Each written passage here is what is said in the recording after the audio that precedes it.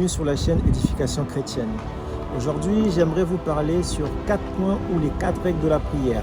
À savoir, dans le livre de Philippiens chapitre 4, verset 6, la Bible nous dit « Ne vous inquiétez de rien, mais en toute chose faites connaître vos besoins à Dieu par des prières, des supplications avec des actions de grâce. » Je reprends.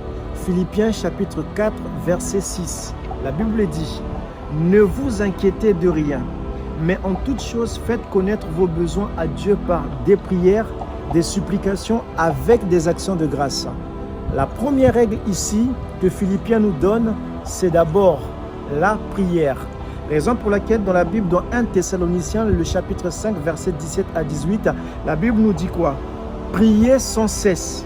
Exprimez votre reconnaissance en toutes circonstances, car c'est la volonté de Dieu pour vous en Jésus-Christ.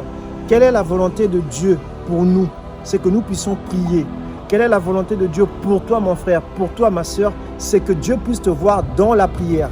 Mener une vie de prière. La deuxième règle, c'est la supplication.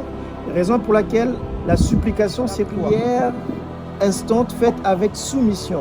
C'est une situation, une attitude d'une personne qui supplie, qui clémente, qui demande, qui réclame.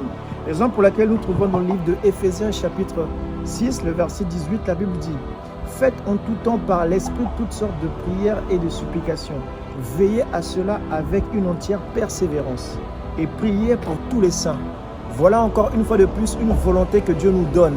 La volonté de Dieu pour toi, ma soeur, pour toi, mon frère. Dieu veut te voir prier avec instance, avec persévérance, avec assistance pour tous les frères, pour toutes les sœurs. C'est pourquoi la Bible, je reprends dans Éphésiens chapitre 6, le verset 18. Faites en tout temps par l'Esprit toutes sortes de prières et de supplications. Veillez à cela.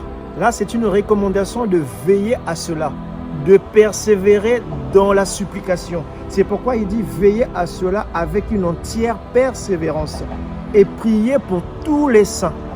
Voilà un devoir que Dieu nous donne. Voilà le devoir que Dieu te donne. Tu es censé, mon frère et ma soeur, prier pour tous les saints. Prier pour les saints qui sont à ton église. Prier pour les saints qui sont en Afrique. Pour les saints qui sont en Europe. Pour les saints qui sont en Asie. Voilà la recommandation que Dieu te donne dans la supplication. La troisième règle, nous le trouvons tout simplement à travers le jeûne. C'est pourquoi, qu'est-ce que c'est un jeûne? Le jeûne est une privation volontaire de toute nourriture. Ou encore, le jeûne est la privation volontaire ou non de nourriture accompagnée ou pas d'une privation de boisson. Pour nous chrétiens, le jeûne fait partie de notre religion.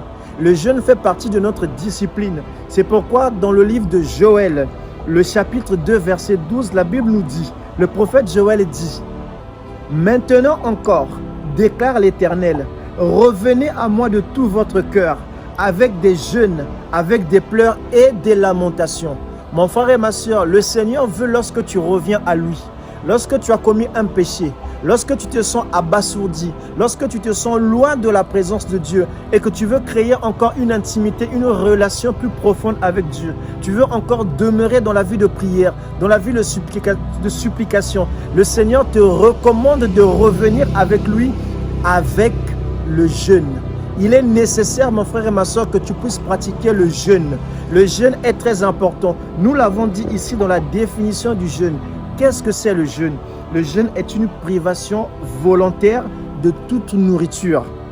Et nous le trouvons dans Joël, le chapitre 2, verset 12, où il dit « Maintenant encore, déclare l'Éternel, revenez à moi de tout votre cœur avec des jeûnes, avec des pleurs et des lamentations. »